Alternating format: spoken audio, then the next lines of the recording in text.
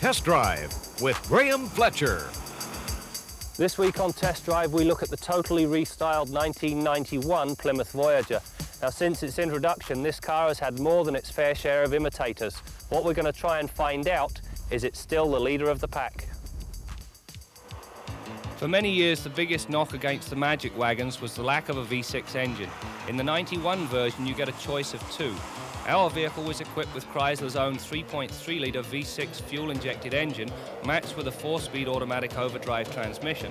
The engine produces a healthy 150 horsepower and 180 pounds-feet of torque, more than enough even when fully loaded. Chrysler's new 4-speed tranny makes sure that every ounce of power produced is put to good use. Under normal driving conditions, the shifts are smooth. However, if you prod the gas, the transmission makes sure the kickdown, if required, is prompt.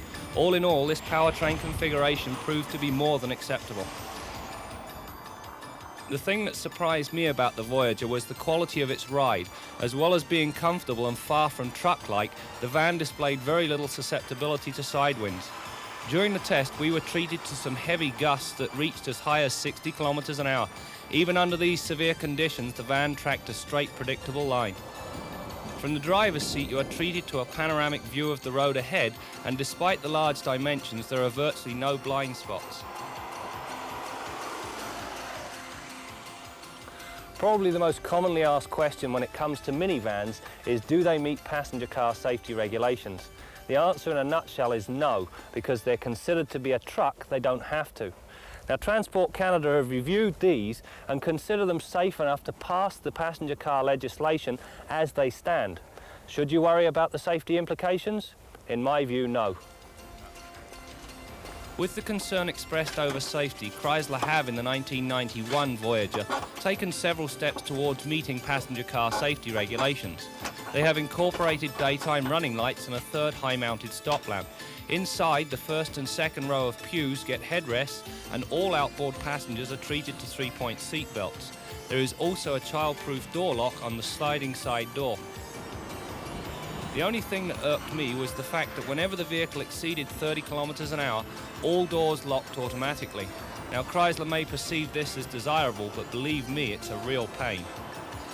The restyled dash features a complete set of analog instruments, all of which are easily viewed through the upper portion of the steering wheel. The remainder of the primary driver controls are conveniently housed in two pods on either side of the dash, or on a single stalk to the left of the steering wheel. The secondary controls are not so well situated. The radio, which being Chrysler's Infinity series, offers superb sound quality, and the heater controls are located at the extremity of the driver's reach, which means quite a bit of a stretch. The power windows and mirror controls, on the other hand, are located too close to the driver, making them very awkward to use. A roof-mounted center console houses a pretty useless trip computer and the switches for the power rear vent windows. Now, these are a definite asset because if you open either of them, you really enhance the flow of air throughout the vehicle without increasing the amount of wind noise to any great extent. This is particularly appreciated by the passengers relegated to the rear bench seat.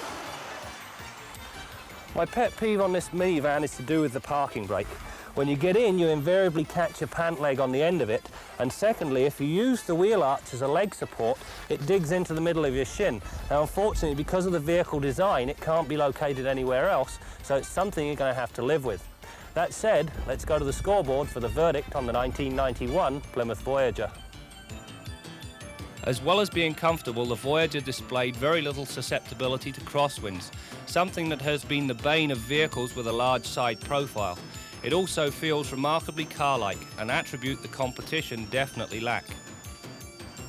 The Voyager features a regular front disc rear drum brake system. The stops are controlled, straight and fade-free. A worthwhile option you might be interested in is the four-wheel ABS system. Chrysler's 3.3-litre V6 provides ample power, managing to propel the Voyager to 100 kilometers an hour in just over 12 seconds. Even fully loaded, the performance is more than respectable. During the test, we recorded 72 decibels of interior noise. Given the open-plan design, this would rate as a very quiet ride. With an average fuel consumption of 12.9 litres per 100 kilometres, the Voyager is fairly thirsty.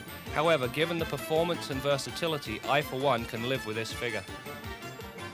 There is no doubt in my mind whatsoever. Quite simply, the restyled Voyager is the minivan by which all others must be judged.